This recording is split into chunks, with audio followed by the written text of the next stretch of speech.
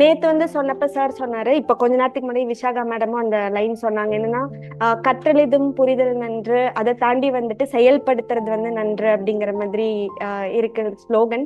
So அது வந்துட்டு ரொம்ப டீப்பா புரிஞ்சுது. ஆக்சுவலா கோர்ஸ் முடியிறப்போ அதோட மீனிங்கும் சேர்த்து வந்துட்டு கம்ப்ளீட் ஆன மாதிரி இருந்துச்சு. உண்மையாலுமே வந்துட்டு ஒரு காலேஜ் நம்ம முடிக்கிறோம் அப்படின்னா வந்து ஒரு வேகான ஒரு ஃபீல் தான் வரும்.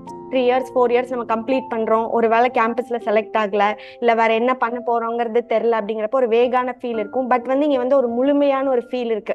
முடிச்சது வந்து ஒரு சாட்டிஸ்பாக்சன் இருக்கு. அடுத்தது வந்து கண்டிப்பா நம்ம லைஃப்ல வந்து அடுத்த ஒரு ஸ்டெப் வந்து ஒரு ப்ரொக்ரெசிவா ப்ரொடக்டிவா நம்ம எடுத்து வைக்க போறோம் அப்படிங்கிற ஒரு கான்ஃபிடன்ஸ் வந்துட்டு வந்திருக்கு.